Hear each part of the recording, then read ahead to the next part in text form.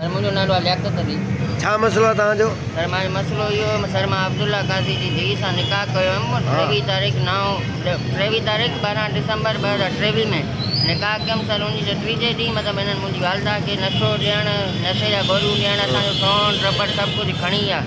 असांखे पोइ बाद में 3 महीननि खां बाद में ख़बर पियो हर मैटर पोइ मां कोर्ट जे तरफ़ां उनखे तलाक बि ॾिनमि ऐं 7/5 ते 2024 ते मां गिरफ़्तार बि करायमि। हिननि लिखी ॾिनो सरदार औरंगज़ेब वटि फ़ैसिलो कंदासीं पर हिननि फ़ैसिलो बि न कयो ऐं मां ते कूड़ा केस कया आहिनि। मां हैदराबाद हलियो वियुमि उतां अचां पियो जंटा बि हाज़िरनि ते मां सां मिलनि पिया मां ते नाजाइज़ी ज़ुल्म पोइ मां मजबूरन सेशन जज जे तरफ़ां ऑर्डर खणी वञी करे FIR करायमि सिविल लाइन थाणे ते SHO हाणे मोहम्मद हसन मलिक।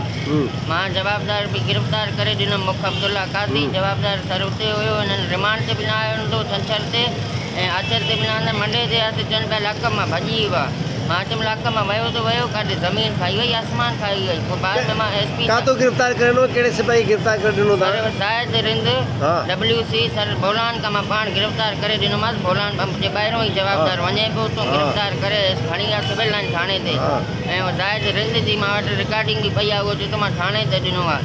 पोइ मां SP साहिब ॾे बि वियमि SP साहिब ॾे फस्ट टाइम वियमि त SP साहिब कॉल करे चयो उहो वरी SHO चए पियो थी सर कुराड़ो हुयो थाणे में मरे पियो तॾहिं छॾे ॾिनोसीं।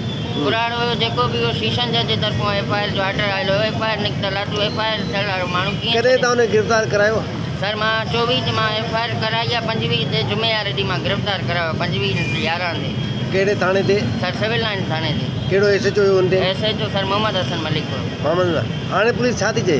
सर हाणे अञा ताईं कुझु नथी करे। टियों ॾींहुं बि सर मूंखे धकणी आहिनि मुंहिंजी पुठी ते वार कया अथनि सीने में कया अथनि। असां 15 ते कंप्लेन कईसीं पोइ अधिकारी करे थो मतिलबु उन ते कुझु एक्शन न पियो खयो वञे। असां जॾहिं टाका वाका हाणे वापसि घर आंदनि 3 ॾींहं त हे बि जवाबदार वारी गेटी मां टपी आहे असां पाण अखियुनि सां ॾिठोसीं।